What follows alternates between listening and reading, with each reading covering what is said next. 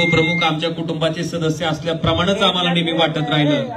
अशी सन्माननीय उद्धवजी ठाकरे साहेब, आपल्याला माहिती आहे की पूर परिस्थिती निर्माण झाल्याच्या नंतर जी पूर परिस्थिती न भूतो न भविष्यती, त्या पुराच्या पाण्यामुळं शेतकऱ्यांची झालेली अवस्था, शेतीची झालेली बिकट परिस्थिती, गाळानं भरलेल्या विहिरी, खरडून गेलेल्या जमिनी, वाहून गेलेली जनावरं आणि अशा घरात साचलेला पाण्याचा चिखल, ही सगळी परिस्थिती आदरणीय उद्धवजी ठाकरे साहेब स्वतः कुटुंब प्रमुख म्हणून त्या ठिकाणी आले, स्वतः बघितली आणि त्याच्या बाबतीत साहेबांनी विनंती केली होती सरकारला की ह्या शेतकऱ्याला जर आता वाचवायचं असेल तर किमान एका हेक्टरला 50,000 रुपयाची मदत, आणि त्याचबरोबर जे वचन तुम्ही विधानसभेच्या निवडणुकीच्या पूर्वी दिलं होतं की शेतकऱ्याचा सातबारा आम्ही कोरा करू, ही संपूर्ण कर्जमाफी त्या ठिकाणी द्यावी, ही प्रमुख मागणी घेऊन आदरणीय उद्धवजी त्या ठिकाणी सरकारला विनंती केली होती. पण आज सरकारनं 31,800 कोटीच्या पॅकेजच्या बाबतीत घोषणा केली. या 31,800 कोटीच्या पॅकेजपैकी प्रत्यक्षात तुमच्या खात्यावर किती पडले? तू काहीच नाही. अजून 70% लोकांच्या खात्यावर पैसे जमा नाहीत. आणि मगाशी दानवे साहेबांनी दाखवलं की एका शेतकऱ्याच्या नावावर किती रुपये जमा झाले असते, जरा अंदाज बांधा बरं. अरे अरे लय जास्त झालं. 6 रुपये जमा झाले. 6 रुपये. हो बाई, 6 रुपये. राजा उदार झाला ना हाती, मला वाटतं भोपळा सुद्धा यायचा नाही. ही अवस्था बांधवानो, त्या 31,800 कोटी रुपयाच्या पॅकेजचं किती दुरावस्था आहे. मला तुम्हाला सगळ्याला विचारायचे की ज्याची विहीर बुजली गेली होती त्याला 30,000 रुपये होते, किती जणांना मिळाले? हात वर करा बरं. ज्याची जमीन खरडून गेली होती त्याला 3.5 लाख रुपये त्या ठिकाणी मिळणार होते, किती जणांना मिळाले? आणि आज उद्धवजी साहेब स्वतः शेतकऱ्याची भावना समजून घेण्यासाठी, नेमकं पदरात काय पडलंय हे समजून घेण्यासाठी जेव्हा तुमच्यात आले, तेव्हा साहेबांवर टीका करणाऱ्या मंडळींना मला एवढंच विचारायचंय की निवडणुकीसाठी लोकांचा वापर कोण करतंय, आणि निवडणूक नसताना त्या खुर्चीत मुख्यमंत्री म्हणून बसल्याच्या नंतर आदरणीय उद्धवजींनी कुठलाही निकष, अटी आणि कुठलाही अभ्यास न करता या शेतकऱ्याला 2 लाख रुपयाची कर्जमाफी एका अंगठ्यावर दिलती का नाही? हो, दिलती का? तेव्हा कोणची निवडणूक होती? आज त्याच मंडळींना मला विचारायचंय की निवडणुकीच्या आधी तुम्ही दिवाळीला आनंदाचा शिधा दिला आणि निवडणूक झाल्याच्या नंतर आम्हाला हायब्रिड आलं का नाही? तांदूळ कसा आहे, ती जनावर तर खातेली का? म्हणजे निवडणुकीच्या आधी आनंदाचा शिधा, निवडणूक झाली की हायब्रिड. तुम्हाला मला विचारायचंय, निवडणुकीच्या पूर्वी तुम्ही शेतकऱ्याला वचन दिलं की तुमचा सातबारा आम्ही काय करू, आणि निवडणूक झाल्यावर आता अभ्यास. ही सगळं सरकारचं आपण अतिशय जवळून बघितलंय. साहेब, मगाशी मी एक विचार केला की केंद्रातल्या सरकारनं उद्योगपतीचं 17 लाख कोटी रुपयाचं कर्ज माफ केलंय. किती लाख कोटीचं? एकदाच एनडीएच्या काळात 75,000 कोटी रुपयात अख्ख्या देशातलं शेतकऱ्याचं कर्ज काय झालं? माफ झालं. मला सांगा, 17 लाख कोटीमध्ये आपल्या संबंध देशातल्या शेतकऱ्याचं कर्ज 22 वेळेस माफ झालं असतं. किती वेळेस? पण ह्या पटुशांनी एकदा तरी माफ केलं का? ही परिस्थिती आहे. आज मला तुमच्या सगळ्या शेतकऱ्यांना विचारायचंय, सोयाबीन काय थोडं बहुत काढलंय ते आता घरी ठेवलंय का आडतीला घातलो? काय भावानं ऐकलं? 3200, 3800. कुठलं हमीभाव खरेदी केंद्र होतं का? आता माल शेतकऱ्याकडचा सगळा आता हमीभाव खरेदी केंद्रात कुणाचा माल जाईल? ही अवस्था आहे, ही परिस्थिती आहे. मला तुमच्या सगळ्यांना विचारायचंय, ह्याच सोयाबीनचा भाव आपण 11,000 रुपये क्विंटलनं विकले, आठवते का? तीच सोयाबीन आज 3800 आणि 3200 विकायची पाळी का आली हो? सरकारनं त्या ठिकाणी पाम तेल आयात केलं, सोया पेंड आयात केली आणि 11,000 रुपये क्विंटलचं सोयाबीन आज आपल्याला 3800 विकायला भाग सरकारनं पाडलं. केवळ केंद्र सरकारच्या धोरणामुळं हे पाप त्या ठिकाणी सरकारनं आपल्या बाबतीत केलंय. उद्धवजी नेहमी मागाशी भाषणात म्हणले की आमचा शेतकरी तुमच्याकडे भीक मागायला आला नसता जर आज आमचं सोयाबीन तुम्ही डीओसी आयात केली नसती, तुम्ही सोयाबीन आयात केली नसती, तुम्ही पाम तेलचं वरचं जर आयात शुल्क कपात केलं नसतं आणि सोयाबीन 11,000 रुपये क्विंटलनं जर विकलं गेलं असतं तर आमचा शेतकरी गेला असता का कोणाच्या दारात कर्जमाफी द्या म्हणून? केवळ शेतकऱ्याला मारणारी धोरणं आणायची आणि शेतकरी संपवायचा. आज मला आपल्या सगळ्याला कळकळीची विनंती करायची की फक्त निवडणुकीपुरतं लोकांचा वापर करून घेणारी ही मंडळी आहेत आणि आम्हाला अपेक्षा आहेत त्या फक्त पक्षप्रमुख उद्धवजी ठाकरे साहेबांकडनं. कारण साहेब तुम्ही आम्हाला कायमस्वरूपी आमच्या कुटुंबातले एक सदस्य म्हणून त्या ठिकाणी वाटता आणि तो मान तो बहुमान आम्ही कायमस्वरूपी तुमच्या पाठीमागं उभा केलाय. निश्चितपणे जोपर्यंत हे सरकार शेतकऱ्याच्या बाबतीत निर्णय घेत नाहीत तोपर्यंत आदरणीय उद्धवजी ठाकरे साहेब त्या ठिकाणी लढा देणार आहेत आणि आपण सगळ्यांनी त्यांच्या पाठीमागं पूर्ण ताकदीनिशी उभा राहायचंय. राहणार का नाही? धन्यवाद. माझ्यानंतर या तालुक्याचे लोकप्रिय आमदार सन्माननीय या ठिकाणी महाराष्ट्र राज्याचे माजी मुख्यमंत्री आदरणीय उद्धवजी ठाकरे साहेब, शेतकऱ्यांचे कैवारी आणि महाराष्ट्राचा बुलंद आवाज, या ठिकाणी शेतकऱ्यांची जी काही व्यथा आहे, जी काही कथा आहे ते ऐकण्यासाठी आज आपल्याबरोबर संवाद साधण्यासाठी या ठिकाणी उपस्थित आहेत.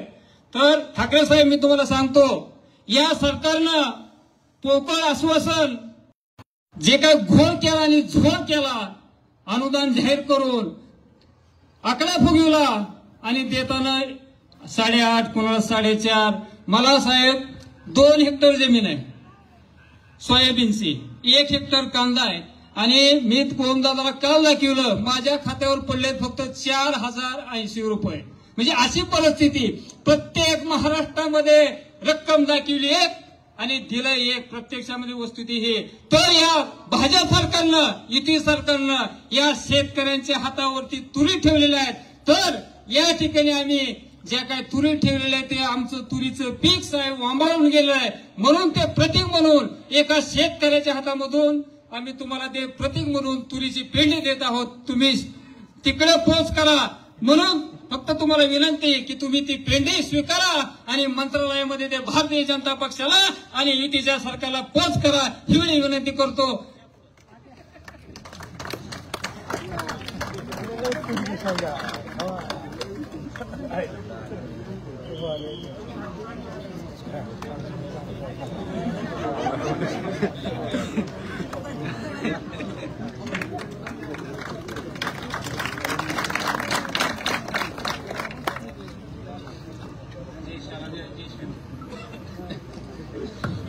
यानंतर या आपल्या बार्शी तालुक्याचे लोकप्रिय आमदार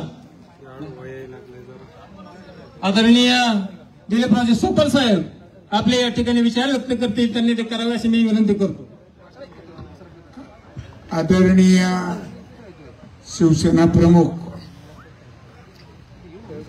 उद्धवसाहेब ठाकरे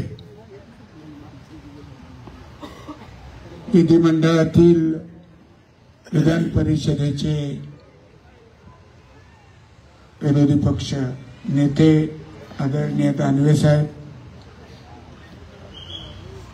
आपल्या भागाचे खासदार ओमराजे, शेजारचे आमदार कैलासदादा स्वामी साहेब,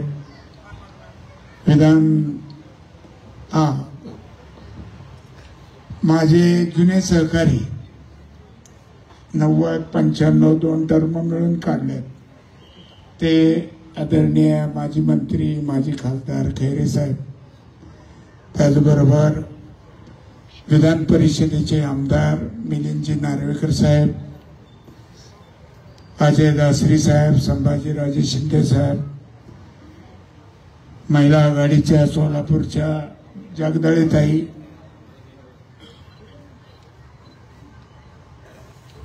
सर्व पदाधिकारी, गावचे आमचे सहकारी, सरपंच म्हणत नाही कारण सरपंचाचे पती आहेत ते, त्यामुळे सारखं त्यांच्या तोंडी उप जास्त येत होता. पत्नी सरपंच असल्यामुळे घरात आता ते उप झालेले आहे.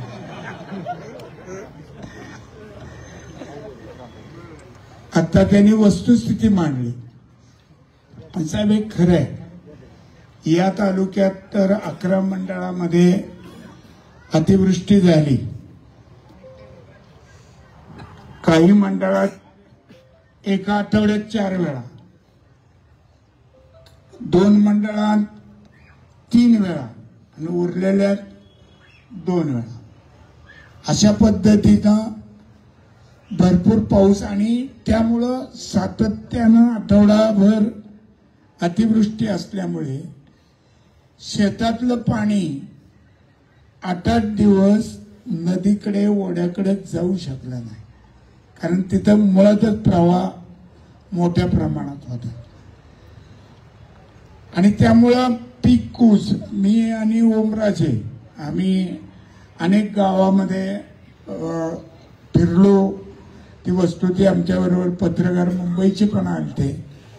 ते ओमराजेंनी तर ते सोयाबीन उपटून त्याच्यात आत पडलेली आळी सुद्धा त्या पत्रकारांना मुंबईच्या दाखवली. म्हणजे उतारा त्यामुळं कमी पडला.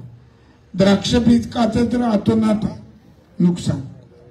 द्राक्षाच्या बागा तर शेवटी द्राक्ष बागायतदार संघाने विनंती केल्यामुळं राष्ट्रीय द्राक्ष संशोधन केंद्राचे शास्त्रज्ञ आले आणि मग त्यांनी सांगितलं की हे पिकाचं नुकसान झालंय, याला धरा. कारण बागा म्हणल्यावर बागाचं नुकसान नाही, ऊस म्हणलं की ऊसाचं नुकसान नाही, असा एक ठोकताळा करून टाकला होता. पण ज्या ऊसाच्या खालची मातीच खरडून गेली तो आता नावालाच नुसता त्या ठिकाणी आहे, असं पण नुकसान झालेलं आहे. आणि स्वाभाविक आमदार असल्यामुळं पैसे न आलेले फोन मलाच यायला लागले. अहो आमदार राजू नकाश का आपले पैसे आले नाही, आमचे पैसे आले नाही. आता मी सांगितलं की वाट बघा, नाही आले तर आम्ही भांडायला आहेत आता अधिवेशनात. पण आले नाहीत ह्याचे फोन जास्त आले आणि सरकारचे बाजू मांडायला कोण नाही इथं. मीच उलट लोकांचं समाधान करायला लागलो की थांबा, येईल. शेवटी माणूस आशेवर जगतो. नुकसान भरपाई मिळेल या आशेपोटी सांगितले 10,000. नाही ते आधी द्यायचे 10,000 किती आले ताई? पेरणी ज्वारीच्या बऱ्याच ठिकाणी झाल्या, काही आता या पावसामुळं हे एक बिचारा थांबायला तयार नाही, सारखा वापसा मोडतोय. आणि सांगितले 10 आले, काही जणाला काही आले नाहीत, काही जणाला 2-4 असे काहीतरी आकड्यांनी आलेले. म्हणजे थोडक्यात काय तर ज्या पद्धतीनं सगळ्या घोषणा झाल्या, पेपरमध्ये आलं, टीव्हीला आलं, पण वास्तवात ते अजून काही पोचलेलं नाही. गाळानी पाण्याने ज्या विहिरी भरल्या त्याचे पंचनामा करण्याचा तलाट्याला किंवा ग्रामसेवकाला अधिकार नाही. त्यांनी फक्त नोंद घेतली, त्याचे तज्ञ येणार आहेत अजून.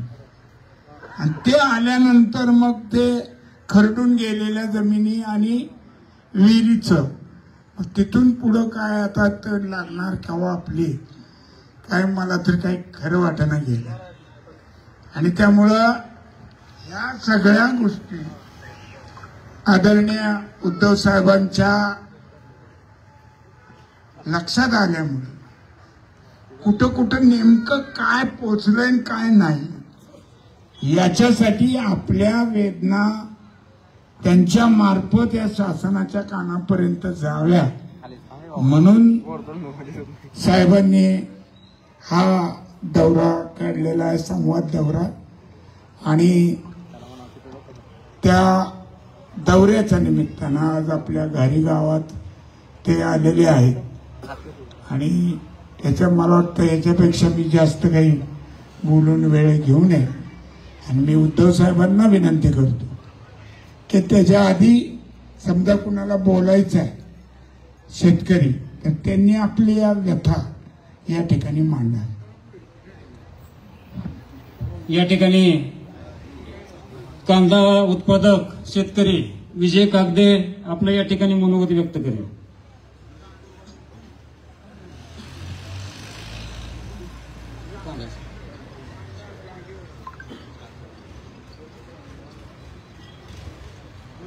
मी 20 जूनला 2 एकर कांदा लावला होता.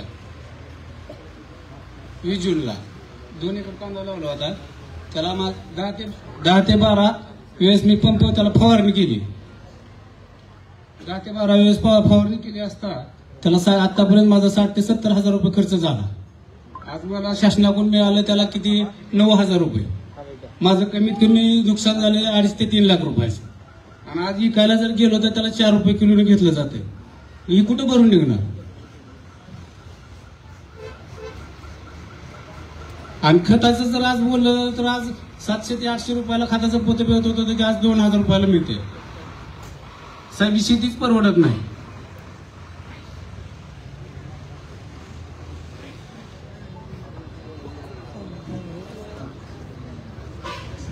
सोयाबीनच्या बाबतीत बी तसंच आहे. आज 3200 ते 3600 रुपयानं सोयाबीन विकलं जाते. आज शेतकऱ्यांनी खर्च झाला होता भरपूर. सगळ्याला कुणाला खर्च दिवायला पैसे नव्हतं, काय नव्हतं म्हणून ते साहेब सोयाबीनला एकरी कमी कमी 30 ते 35 हजार रुपये खर्च होते काढणीपर्यंत. आता मिळताना कमीत कमी 2 ते 2.5 हजार रुपये मिळाले शासनाकडनं. 2 ते 2.5 हजार रुपये एकरी. उतारा 6 कट्टे निघाले म्हणजे 3 क्विंटल निघाला. आणि 3200 ते 3400 लय झालं 3600 रुपयाने विकलं गेलं. आणि ते बी डॅमेज झालेलं होतं. हमी भाव 5100 रुपये आहे. 5100 रुपये हमी भाव आहे शासनाचा. तर शासनानं कुठेही आता चालू केलेलं नाही. आपल्यापाशी कोणापाशी शेतकऱ्यापाशी ठेवलं बी नाही, राहिलं बी नाही. शेतकऱ्यांनी सगळं परिस्थितीनुसार विकलं गेलं.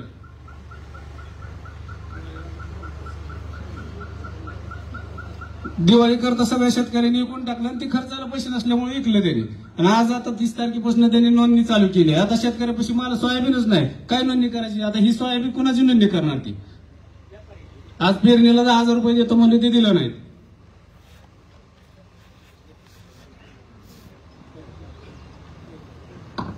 यानंतर अण्णा साळुंखे शेतकरी हे आपलं मत मांडलं. माझ्याकडे कांदा आहे जवळजवळ 1 एकर. त्याचा आतापासून खर्च झालाय माझा 50,000 रुपये.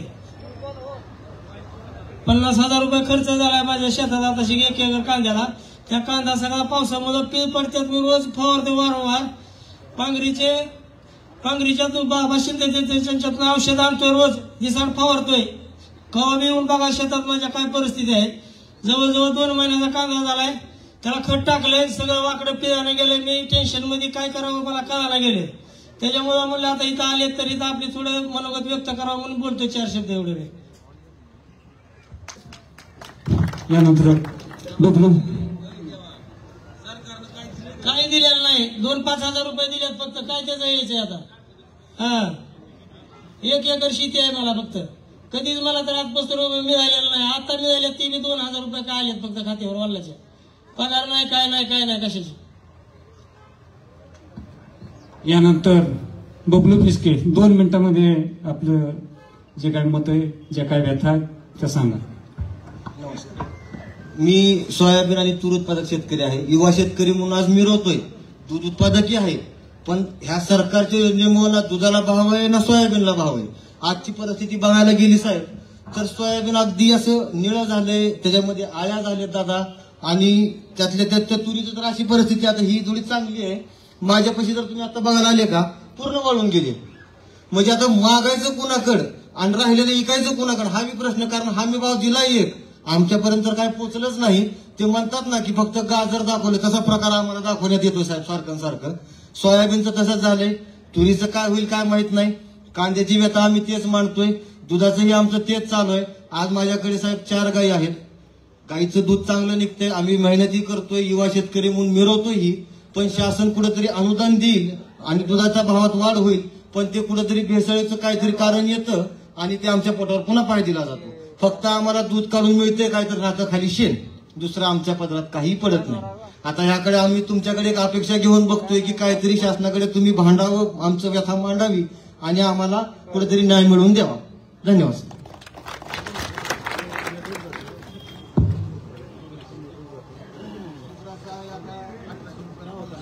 3600 रुपये किलो, 36 रुपये. आधी 1200 रुपयाला बॅग होती, आता 1800 रुपयाला बॅग झाली. त्याला हा सगळं आहे सर, जीएसटी बॅग झाला. यानंतर पिंपरी येथील शेतकरी काटमोरे साहेब यांनी आपल्या व्यथा मांडाव्यात अशी मी त्यांना विनंती करतो. साहेब, मी परवा आपली मॅच बघत होतो आणि दुसऱ्या दिवशी बातम्या ऐकल्या. त्या जयशहाने इतकी बक्षिसे दिली त्या क्रिकेटपटूला, 125 कोटी काय कोटी, आणि तिथं कोटी देऊ द्या, आम्हाला अभिमान आहे त्या संघाचा. पण तुम्ही एवढ्या मोठमोठ्या संघटना त्या शेतकरी दिसत नाहीत का असे? यांना काहीतरी तुम्हाला वाटलं नाही का द्या? आणि तिथनं म्हणतात की उद्धव साहेब मातोश्रीतनं बसून कारभार केला. अरे बाबानो, हे बघा आमच्या सोबत आलेत साहेब, इथं साहेब आलेत, काय बोलावं कसं बोलावं. आणि अवस्था अशी झाली साहेब की आमच्या तालुक्यातले जवळजवळ 7 ते 8 शेतकऱ्यांनी आत्महत्या केली. आत्महत्या केल्या, एक शेतकरी जर भेटला तो म्हणला साहेब आत्महत्या करायला सुद्धा माझ्याकडे पैसे नाहीत, औषधं महाग झाली, इतकी औषधं महाग केलीत. हे औषधं इतकी महाग केली, त्या पिकाला भाव नाही. एक सरकारचे मंत्री आले होते, आम्ही काही नाव घेत नाही, आमचे शेतकरी स्वाभिमानी शेतकरी, त्यांनी सांगितलं हिशोब करून तुम्ही 4000 देतायत, आम्हाला सोयाबीनला झाकायला ती ताडपत्री सोय येत नाही, काय त्या 4000 करावं. आणि साहेब ठीक आहे, आम्ही शेतकरी भीक मागत नव्हतो, अजून सुद्धा मागत नाही सरकारला, भीक नकोच आम्हाला, आमच्या स्वाभिमानानं जगतो आम्ही. पण तुम्ही असं खेळवता कशाला शेतकऱ्यांना, त्याच्या भावनेशी खेळता कशाला? ही सगळ्यात मोठी समस्या आहे. आणि मी एक ठीक आहे शेतकऱ्यांचा असू द्या, पण साहेब मी तुमचं 100 वेळा आभार मानेन की तुम्ही जे हे लोक तुमची निवडलेत, सोपल साहेब किंवा ओमराजे, हे रसायन असे भयान आहेत की आमच्या गावाकडे नदी मोठी प्रवाह केला होता. आणि मी फोन केला साहेबांना की साहेब नदीचं पाणी गावात शिरते का काय काय नाही, घाबरू नका, मी स्वतःच तुमच्याकडे मुक्कामाला येतो, असं म्हणून धीर देणारे लोक आहेत. आमच्या पाण्यात जाऊन शेतकऱ्यांना बाहेर काढणारे ओमराजे आहेत. म्हणजे तुम्ही निवडलेली लोक, त्याचा सार्थ अभिमान आम्हाला आहे. आणि मी एवढंच सांगतो की साहेब की हे शेतकऱ्यांना फुल नाही फुलाची पाकळी जी भेटली, आता जे काय असेल ते किमान हे 6 रुपये ते तुमच्याच आवाजामुळे भेटलेले आहेत, याबद्दल मी आभार मानतो आणि थांबतो. यानंतर ठाकरे साहेबांची यांची परवानगी घेऊन मी आदरणीय सचिनजी आहेर साहेब आणि मिलिंदजी नार्वेकर साहेब हे राहतात मुंबईत. जसे गहार उडते आकाशी तिचे चित्त पिलापाशी, सोपल साहेबांच्या विनंतीला मान देऊन हे साहेब आमच्या घारीमध्ये नागनाथ तीर्थक्षेत्र हे अतिशय प्रसिद्ध तीर्थक्षेत्र आहे. या ठिकाणी आम्हाला जरा रस्त्याचा प्रॉब्लेम होता मंदिरापर्यंत जाण्यासाठी, परंतु सोपल साहेबांना मागणी केली आणि तात्काळ सचिन आहेर साहेबांनी 10 लाख रुपये दिले आणि आत्ताच नार्वेकर साहेबांनी आमच्या घारीसाठी 20 लाख रुपये दिलेले. तर मी सोपल साहेबांच्या वतीनं आणि घारी ग्रामस्थांच्या वतीनं त्यांचा आभार मानतो. यानंतर या महाराष्ट्राचे लाडके माजी मुख्यमंत्री, महाराष्ट्राचा बुलंद आवाज, शेतकऱ्यांचे कैवारी आणि जनसामान्याचा आधारवड आपले उद्धवजी ठाकरे साहेब यांनी आपलं मनोगत व्यक्त करावं अशी मी त्यांना विनंती करतो. उपस्थित सर्व शेतकरी दादानो आणि ताई पण आहेत. आज मी भाषण नाही करायला आलो, तुमच्या व्यथा ऐकायला आलोय. तुमच्या व्यथा मला माहित नाही अशातला भाग नाही, पण जेव्हा आपत्ती आली त्या आपत्तीमध्ये तुम्ही कसे झुंजत होता ही दृश्य मी टीव्ही चॅनलच्या माध्यमातून बघितलेली आहेत. मग ओमदादा होता, सोपल साहेब, कैलास, प्रवीण स्वामी सगळेच, आणि तुम्ही सुद्धा जीवाची बाजी लावून त्या नैसर्गिक आपत्तीशी लढलात. नैसर्गिक आपत्तीशी लढलात म्हणजे आसमानी संकटाशी लढलात, आता सुलतानी संकटाशी लढायचे, आणि ते त्याहीपेक्षा कठीण वाटायला लागलं. आता मी तुमच्या व्यथा ऐकायला आलोय म्हटल्यानंतर आज मुख्यमंत्री बोललेत माझ्यावर की उद्धव ठाकरे या निमित्ताने घराबाहेर पडले. मी मुख्यमंत्र्यांना सांगतो की अहो तुम्ही घराकडे दुर्लक्ष करू नका. नाही म्हणजे महाराष्ट्राचा शेतकरी आज आक्रोश करतोय आणि तुम्ही बिहारमध्ये प्रचाराला जाताय, बरोबर ना? म्हणजे घर सोडून सगळं भटकताय, दुनियादारी चाललेली आहे. अरे घरचं बघा ना, घरचा माणूस ज्याने तुम्हाला निवडून दिलं, मतचोरी करून का होईना, पण ज्या राज्याची तुम्ही मुख्यमंत्री झालात त्या राज्यातला अन्नदाता आज टाहो फोडतोय आणि तुम्ही त्याची गाराणी मी तुमच्या कानावर म्हणजे जगासमोर आणल्यानंतर म्हणताय की उद्धव ठाकरे टोमणे मारतायत. कर्जमुक्ती झाली पाहिजे की नाही? आता हा काय टोमणा आहे? हेक्टरी 50,000 रुपये मिळाले पाहिजेत की नाही? हा काय टोमणा आहे? हा, उद्धव ठाकरे म्हणजे नुसते टोमणा मारतात, विकासाचं बोलतच नाही. तुम्ही या आणि यांच्याशी बोला ना. विकास म्हणजे नेमकं काय ते या शेतकऱ्याला माझ्या सांगा. नीट खरडून गेलेली जमीन आहे ना, कोणाकोणाची गेली इकडे खरडून गेलेली जमीन आहे ना. चिंता करू नका, तुमच्या गावात मी उड्डाणपूल बांधलेन. अरे टाळ्या वाजवा, विकासाचं बोलतोय मी. हा, गुरंढोरं जनावरं वाहून गेलेत कोणाची इकडे? हा, तुमच्याकडे मी टीव्ही टॉवर बांधेल. अरे टाळ्या वाजवा. काय म्हणजे या मुख्यमंत्र्याला करायचं काय याचं? जिकडे जगायचं कसं? आता झालं ना, किती शेतकऱ्यांनी आत्महत्या केल्या. त्या शेतकऱ्यांसमोर जर का मी विकास घेऊन गेलो असतो, कसं काय काय काय तोंडाने तुम्ही माझ्या शेतकऱ्याला सांगताय की सगळं त्याचं जीवन उद्ध्वस्त झालंय आणि विकासाच्या गप्पा करताय. करोनाच्या काळामध्ये राज्याचं अर्थचक्र जर कोणी चालवलं असेल तर तुम्ही चालवलं, कारण बाकीचे सगळ्यांना वर्क फ्रॉम होम होतं. तुम्ही वर्क फ्रॉम होम केलं असतं तर काय झालं असतं? शेत पिकलं असतं, पीक लागलं असतं हाती. मग अशा शेतकऱ्याची थट्टा करताय आणि त्यांची गाराणी मी ऐकतोय. ती गाराणी आता हे तुरी बिरी सगळ्या घेऊन जाणार मी तिकडे, विधिमंडळामध्ये काही सोडणार नाही. पण ज्या शेतकऱ्यांच्या व्यथा मला माहितीये, सरकारला माहितीये, सगळं दिसतंय, डोळ्यादेखत दिसतंय, तरी अभ्यास समिती, परदेशी समिती, म्हणजे संकट आहे माझ्या स्वदेशीवरती आणि ह्यांची समिती येणार परदेशी. परदेशी नाव या म्हणून मी गंमत करतो, नाही तर लोक म्हणतील पुन्हा त्याच्यावरनं मुख्यमंत्री बोलतील यांना तेही सुद्धा कळत नाही. कसला अभ्यास करताय? मी जी काय कर्जमुक्ती केली होती, काय अभ्यास केला होता? हा, आणि कर्जमुक्ती करणं म्हणजे काय उपकार नाही करत. आता दादा तुम्हाला जर का विचारलं तुम्हाला कर्जमुक्ती पाहिजे का तुमच्या मेहनतीला भाव पाहिजे, विषय सोपा आहे, मेहनतीला भाव द्या. आज जो सोयाबीनचा हिशोब सांगितला, उत्पादन खर्च एवढा येतो आणि आता तुम्ही म्हणजे सरकार उपकार केल्यासारखे जे काही टाकतायत चिंचोके, आणि वरती अजित पवार म्हणतायत तेच सांगतोय. अजित पवार तेच सांगतोय. अजित पवार सांगतायत की दरवेळेला तुम्हाला फुकट कशाला पाहिजे? नकोय आम्हाला फुकट, पण आमचं आयुष्य फुकट चाललंय, त्याची दाद आम्ही तुमच्याकडे मागतोय. मोठ्या बोलायला काय जाते? प्रत्येक वेळेला ते दिलीपराव ते नेहमी उपच असतात. त्यांना कोणतरी आशीर्वाद दिले, अखंड उपमुख्यमंत्री भव. जरी कोणाचंही सरकार असून ते उप कोण? हे उप. तर हे असे उप हे सांगतात आम्हाला, म्हणजे काही हे आणि वाटेल ते करायचं आणि पुन्हा जाऊन खुर्चीवरती बसायचं आणि शेतकऱ्यांना सल्ले द्यायचे. प्रत्येक वेळेला फुकट काय पाहिजे? जरा हातपाय हलवा. म्हणून मी त्यांना म्हटलं की शेतकरी हातपाय हलवतोय, तुम्ही पण हलवा जरा. म्हणजे सही करायला हात हलवा ना कर्जमुक्तीचा.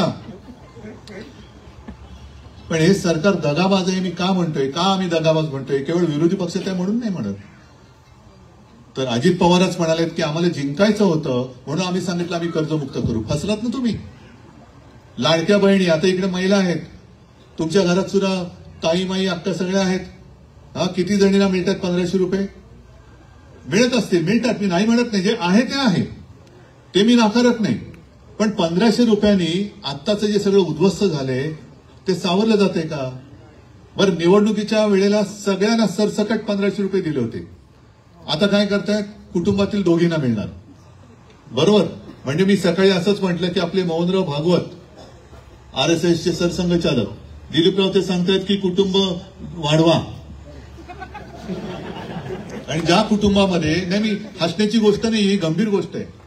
ज्या कुटुंबामध्ये एकत्रित कुटुंब आहे, आई आहे, 2-3 मुली आहेत, सासू आहेत, समजा 2 सुना आहेत, अशा कुटुंबामध्ये तुम्ही दोघी निर्णय देणार म्हणजे कुटुंबामध्ये भांडण नाही लागणार. आणि ते कोणाला द्यायचं ही जबाबदारी कुटुंब प्रमुखावर, म्हणजे भांडण लावणारा तू, मी नाही. हे असे दळबद्री यांच्या या योजना. म्हणजे आधी करायचं जाहीर सगळी मतं घ्यायची, जिंकण्यासाठी वाटेल ते करायचं. मागे असंच सगळं झालं होतं. बरं, वीज बिल माफ करणार, कृषी पंपाचं वीज बिल माफ झालं असेल, झालंय का रे? नाही झालं असेल तर हो सांगा, उगाच खोटं नाही बोलायचं.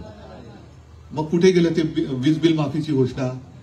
बरं, काही ठिकाणी समजा कृषी पंपाचं वीज बिल माफ झालं असेल, वीज येत असेल, पण जमीन खरडून गेले, काय लावायचं पंप? कुठे लावणार पंप? म्हणजे जमीन खरडून गेले पण वीज बिल माफ आहे की नाही? अरे करू काय? डोका आपतो पंपावर. पीक विम्याचे पैसे किती जणांना मिळाले? काहीच नाही मिळाले. म्हणजे ही सगळी थापी पाहिजे, म्हणून हे दगाबाज सरकार आहे. विम्याचे पैसे नाहीयेत, नुकसान भरपाईचे पैसे नाहीयेत, कर्जमुक्तीचे पैसे नाहीयेत. ज्यांची जमीन खरडून गेली त्यांना 3.5 लाख रुपये देणार. मी जाहीर केलं होतं, मोर्चा आपला काढला होता छत्रपती संभाजीनगरात. मी त्यांना सरकारला सांगितलं होतं की बाकी सोडून द्या, पण तुम्ही जे 3.5 लाख रुपये जाहीर केलेत खरडून गेलेल्या जमिनीचे, त्यातले किमान 1 लाख रुपये दिवाळीच्या आत माझ्या शेतकऱ्याच्या खात्याच्या बँकेच्या खात्यात टाका.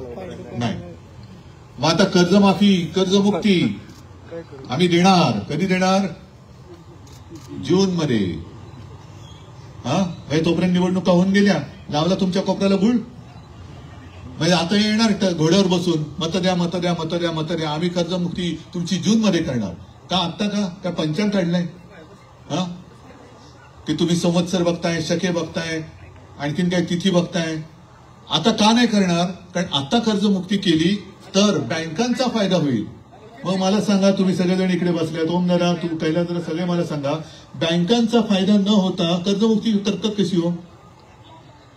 तुम्ही बँकेकडनं कर्ज घेतले ना, मग त्या बँकेच्या खात्यात बँकेचं कर्ज जे काय तुम्ही उचलले ते परत दिलं तर तो बँकेचा फायदा आत्ता केला तर होणार, तर जून मध्ये कसा नाही होणार? काय वाटेल ते सांगते. मी एवढं काय शेतकरी माझा भोळा आहे, पण शेतकरी मूर्ख नाहीये. शेतकरी साधा आहे, प्रामाणिक आहे. म्हणून तर तुमच्याकडे मागतोय. आशेनी जर आपण त्यांना जर मतं दिली असतील असं ते म्हणतायत, दिलेत की नाही मला माहिती नाही, कारण आता ते सुद्धा भांड फुटलं, मतं चोरी. राहुल गांधीने काढलंय, आदित्यने पण तेच काढलं. आज राहुल गांधीने एक प्रेस कॉन्फरन्स घेतली, मी बघितलेली नाही, आता गेल्यानंतर बघणार. तुम्ही पाहिली का कोणी? पाहिली ना? त्याच्यामध्ये एक गोष्ट त्यांनी दाखवली, एका महिलेचं नाव 22 वेळा नोंदलं गेलेलं आहे. तुमच्या बार्शीतलीच होती वाटतं ती. का हो दिलीपराव? आमदाराच्या शिफारसीने नोंदली नाही ना. कोणत्या गावची महिला होती माहितीये का तुम्हाला? ब्राझील. म्हणजे आता मला अशी शंका यायला लागले की दुबार नोंदणी आपण जी म्हणतोय ती भाजपने पण केली की काय, की बीजेपी म्हणजे काय? इकडे असेल तर भारतीय जनता पक्ष आणि तिकडे गेल्यावरती ब्राझिलियन जनता पक्ष, बीजेपी. हे असे सगळे मतचोरी म्हणजे दरोडा टाकतायत, खोटी आश्वासनं करतायत. हे दगाबाज सरकार आहे आणि दगाबाजाशी दगानेच वागायला पाहिजे, दगाबाजाशी दगाबाजीच केली पाहिजे. आता हे सगळं घेऊन आले तुम्ही, आम्ही जाणार, हे विधिमंडळात मांडणार, पण लढणार म्हणजे काय लढणार? आम्ही तर लढतो आहोत, तुमच्यासाठी लढतो आहोत. तुम्ही साथ सोबत आहात म्हणून लढतो आहोत. ज्या गोष्टी जसं छत्रपती संभाजीनगरमध्ये मोर्चा काढला, इशारा दिला, पीक विमा कंपन्यांवरती सुद्धा आपण 5-7 वर्षापूर्वी मोर्चा काढला होता, त्याच्यानंतर विम्याचे पैसे मिळाले होते. आज सुद्धा मी विमा कंपन्यांना इशारा देतोय की ही थेरा जी काय चालली आहेत, 6 रुपये, 2 रुपये, 3 रुपये, 5 रुपये, 21 रुपये लुटताय तुम्ही. शेतकऱ्याच्या नावाने तुम्ही महाराष्ट्र लुटतात, जनतेचा पैसा लुटतात. गपचूपपणाने, गपगुमानपणाने माझ्या शेतकऱ्याचे विम्याचे जे योग्य पैसे आहेत ते त्यांना द्या, नाहीतर विम्याच्या कंपन्यांच्या ऑफिसमध्ये आमचे शेतकरी घुसल्याशिवाय राहणार नाही. आणि तुम्हाला सगळ्यांना मी सांगतोय, नुसतं रडून नाही चालणार. काय करणार, कसं करणार, हे कांदे सडलेत, आणि तिकडे अकलेचे सडलेले कांदे बसलेत. सडलेत अकलेचे कांदे, ते हे नुसते नाही सडलेत, ते सडलेले अकलेचे कांदे आहेत. किती आरडाओरडा केला तरी त्यांना माहिती आहे की तुम्ही काही करू शकत नाही. यांना वटणीवर आणायचं असेल तर गावागावात आता बोर्ड लावा. आज सकाळी मी सुरुवात केल्यानंतर लगेच बातम्या सुरू झाल्या, उद्धव ठाकरे निवडणुकीसाठी फिरतोय का, निवडणुकीसाठी माझा शेतकरी आहे, काय म्हणायचं ते म्हण. या निमित्ताने घराच्या बाहेर पडलो, जा, बसतो तुझ्या डोक्यावर, आता मी बसतो तुझ्या डोक्यावर, काय वाटेल ते बोल, पण मी शेतकऱ्याची सोबत नाही सोडणार, शेतकऱ्याची सोबत सोडणार नाही. पण मी जे काही गोष्टी सांगतोय त्या तुम्ही करणार असाल तर आपण लढू शकतो. मी काय मत नाही मागायला आलो तुमच्याकडे, उलट मी तुम्हाला वेगळं सांगायला लावले. गावागावात फलक लावले पाहिजेत की कर्जमुक्ती नाही तर महायुतीला मत नाही. लावणार आहात? हेक्टरी 50,000 रुपये मिळत नाहीत तोपर्यंत आम्ही महायुतीला मत देणार नाही. आमच्या विहिरीतला गाळ निघत नाही तोपर्यंत आम्ही महायुतीला मत देणार नाही. खरडून गेलेली जमीन पूर्ववत होत नाही, आम्हाला हमीभाव मिळत नाही. आणखी ज्या काही तुमच्या असतील मागण्या त्या बोर्डावर लावा आणि खाली लिहा. महायुतीच्या मंत्र्यांना आता नो एंट्री, नो एंट्री, तर ते सुधारतील, तर तुमच्यासमोर गुडघे टेकतील. नाहीतर त्यांना माहितीये, जसं त्यांनी जाहीर केलं होतं लाडक्या बहिणीला आम्ही 2100 रुपये देऊ. किती जणींना 2100 रुपये मिळत आहेत? नाही. बरं, आपले मुख्यमंत्री फिरतायत बिहारमध्ये, बरोबर आहे, पंतप्रधान बिहारमध्ये, अमित शहा 2 वेळेला मुंबईत येऊन गेले, पण शेतकऱ्याच्या विषयी एक अवाक्षर बोलले नाहीत. काय बोलून गेले? मुंबईचा महापौर भाजपचाच होणार. अरे बघू रे, लांब आहे मुंबई, यावी मुंबई अजून लांब आहे. पण मुंबईमध्ये आला, माझ्या महाराष्ट्राच्या राजधानीत आला, त्या महाराष्ट्रामध्ये शेतकरी आपत्तीमध्ये सापडलेला आहे, संकटात भरडला गेलाय, त्यांच्याबद्दल काहीतरी 2 शब्द बोला. पंतप्रधान बोलले राज्याकडनं प्रस्ताव आलेला नाही. अजून राज्याकडनं प्रस्ताव का पाठवला नाही हे मुख्यमंत्र्यांना विचारा. केंद्राचं पथक आलं तुमच्या गावात? कारण 2-3 दिवस आज फिरतंय, पण 2-3 दिवसाचा दौरा, 3 दिवसामध्ये काय मराठवाडा फिरणार आहे? किती मराठवाडा फिरणार? बरं, आत्ता फिरणार काय, बघणार काय? आज मी निघताना सकाळी मुंबईत फोटो पाहिले, टॉर्च लावून रात्रीचे बघतायत नुकसान किती झालं. रात्रीचं काय बघताय तुम्ही? दिवसाचं बघा ना. हा, हो, ते दाखवा त्यांना रात्रीचं नेऊन, रात्रीचा ऊस कसा वाहून गेलं ते दाखवा. अरे काय म्हणजे थट्टा, चहू बाजूने थट्टा करताय. आणि जरा काय तुमच्याबद्दल बोललं तर उद्धव ठाकरे टोमणे मारतोय. नाही, हे आता यांची थोतांड बस करायला पाहिजे. या सरकार मत चोरी करून आलेलं आहे. नाहीतर मला खात्री आहे, जो महाराष्ट्र मला कुटुंबातला एक मानतो तो महाराष्ट्र दगाफटका करूच शकत नाही, करूच शकत नाही. बरं ठीक आहे, सरकार म्हणून बसला म्हणून माझ्या काही पोटात दुखत नाही. पण महाराष्ट्र संकटात असताना पंतप्रधान बिहारमध्ये जात आहेत, महाराष्ट्राचे मुख्यमंत्री आज जसं मी फिरतोय तसं तुमच्या सोबत येऊन बसण्याच्या ऐवजी बिहारात जाऊन सांगतायत की पंतप्रधानांचं सगळ्या राज्यांवरती प्रेम आहे, लेकिन अंदर की बात बताता हूं, प्रधानमंत्री जी का सबसे ज्यादा प्यार बिहार के ऊपर आहे ना, बोललेत ना. मग असे पंतप्रधान तुमच्यावरती काय उपकार करणार? उपकार नकोच आहे. पण त्या पंतप्रधानांचे हे दूत मुख्यमंत्री जे घर सोडून दारोदारी फिरतायत, दुनियादारी करतायत, त्यांना म्हणा घरचं दुःख पहिलं बघा, घरचं दुःख काय आहे. माझ्या घरातला शेतकरी आज टाहो फोडतोय, त्याला वाऱ्यावरती सोडलंय. तुम्ही पॅकेज जाहीर केलंय, काल कॅबिनेट झाली, कॅबिनेटमध्ये ही लोक अधिकाऱ्यांवरती डाग करतायत. अजून का नाही गेले पैसे? अरे तुम्ही नाही दिले तर देणार कसे? दिले नाही तर देऊ कसे पैसे? आणि त्याच्यासाठी हे तर आम्ही लढणार. ज्या वेळेला तुम्हाला साथ घालेन तेव्हा तुम्हाला सगळ्यांना रस्त्यावरती यावं लागेल. तयार आहात? आणि जे मी सांगतोय ती हिंमत पाहिजे, लढायची तर हिंमत पाहिजे. हिंमत नसेल तर मग काय लढायला अर्थ राहत नाही. हिंमत असेल तर गावागावात बोर्ड लागले पाहिजेत की जोपर्यंत आमच्या मागण्या मान्य होत नाही तोपर्यंत महायुतीला आम्ही मत देणार नाही. ठरलं? ठीक आहे. बाकी जे लढाई लढायचे, विधिमंडळात त्यांना काय विचारायचे, कसं भंडावून सोडायचे, ती जबाबदारी आमची. पण तुमच्या खांद्याला खांदा लावून हे सगळे शिवसैनिक मैदानात उतरलेले आहेत. तुम्ही कुठे आता कच खाऊ नका आणि सगळ्यांना सांगा, गावागावात जाऊन सांगा, कोणी खचून जाऊ नका, आत्महत्येचा विचार कोणी मनात येऊ देऊ नका. हे सरकार ठीक आहे, हे सरकार येतं, सरकार जातं, हे सरकार पण जाईल, ही आपत्ती पण जाईल, पण जीव गेला तर मात्र परत येणार नाही.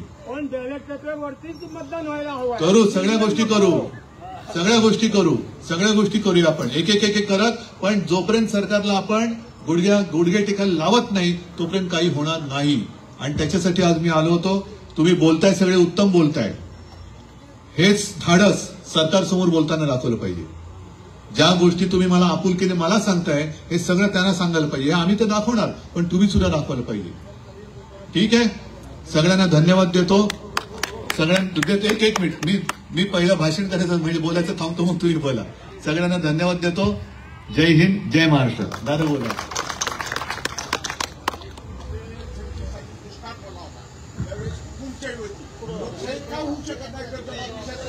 इकडे आला.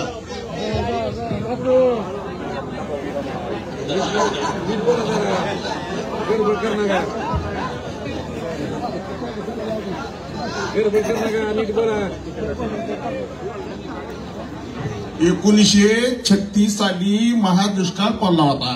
त्या टायमाला हुकुमशाही होती. मग कर्जमाफी लोकशाहीत का होऊ शकत नाही? एवढे बोलले. मी करून दाखवली होती की नाही रे? मी केलेली मिळाली होती की नाही? ठीक आहे. हा, सगळ्यांना धन्यवाद देतो. आज या ठिकाणी